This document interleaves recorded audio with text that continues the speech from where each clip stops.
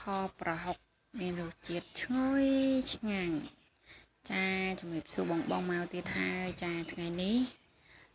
បានមុខម្ហូបខប្រហុកណាបងចាបន្លែមានដូចក្បាលវីដេអូចាឃើញមានត្រីមានសាច់ជ្រូកមានខ្ទឹមគល់ខេងដែលអ្នកខូចហើយជាមួយនឹងលក់ណាចាទៅខប្រហុករបស់យើងមុនដំបូងគឺយើងមានការលេងខ្ទឹមផុតខ្ទឹមបន្ទាប់ពីខ្ទឹមឈ្ងុយហើយយើងមានការបង់គល់ខេងដែងចាលេងទៅបងចាហើយបន្ទាប់ពីគល់ខេងដែងរបស់យើងលេងឈ្ងុយហើយយើងធ្វើការបង់ស្ករក្រហមចា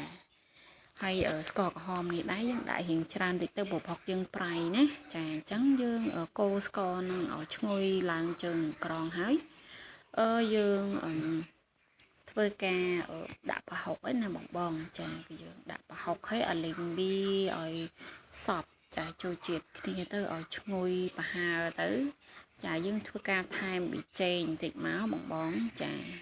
វាទៅខប្រហុកងាយណាបងដូចឃើញក្នុងហ្នឹងចាប្រហុកឃើញទេចាយើងដាក់មកមុំមកចាហើយយើងធ្វើការកូរវាឲ្យចាឆ្អិនសប់ល្អទៅយើងដាក់ប៊ីចេងបន្តិចមកហើយចាបន្ទាប់ពីយើងដាក់ប៊ីចេងហើយបងយើងកូរវាទុកមួយបន្ទុះទៅយើងចាក់ទឹកចាឲ្យសមនៅបរិមាណដែលយើងចង់បានណាចាកុំឲ្យចាក់ច្រើនពេកគីឡូសាបចាអញ្ចឹងយើងចាក់មកល្មមមកហើយបន្ទាប់មកយើងទុកទឹកនឹងឲ្យពុះយើងធ្វើការបង់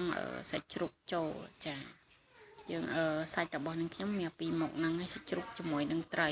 បងចាយើងដាក់សាច់ជ្រូកចូលមកបន្ទាប់ពីយើងដាក់សាច់ជ្រូកចូលហើយយើងទុកវាឲ្យពុះយើងធ្វើការបង់បន្លែចាបន្លែប្រហុករបស់យើងហ្នឹងគឺខ្ញុំដាក់ត្រប់វែងជាមួយនឹងត្រប់ចុចលក់របស់យើងហ្នឹងត្រប់ស្រួយហ្នឹងចាហើយយើងធ្វើការបង្ងាស់ត្រប់ហ្នឹងឲ្យលួយទៅបងចាយើងបង្ងាស់វាឲ្យលួយហើយបន្ទាប់មកយើងដាក់ត្រីចាយើងដាក់ត្រីក្រោយគេព្រោះត្រីតែងោះយូរពេលឲ្យលួយបាត់ត្រីអស់លេងចាហើយបន្ទាប់ពីយើងដាក់ត្រីហើយយើងទុកវាឲ្យពុះហើយយើងធ្វើការភ្លក់មើលទៅចាពេលទឹកពុះទៅយើងធ្វើភ្លក់មើលស្ទើរអីយើងថែមនឹងទៅណាបងបន្ទាប់មកនេះឆ្អិនហើយចាខប្រហុករបស់យើងហើយយើងមានលក់មួយកញ្ច្រែងក្រៅទៀតនេះគឺខមួយឆ្នាំងធំតែម្ដងបងហើយសម្រាប់យើងដួសហូបយើងដួសដាក់ចាកូនឆ្នាំងមកយើងដាក់លើភ្លើងមកពេលវាពុះយើងធ្វើការបង់លក់បង់បន្លែទៅហើយយើងចាប់ហូបរួចដាក់ឆ្នាំងភ្លើងអញ្ចឹងណាបងចានេះ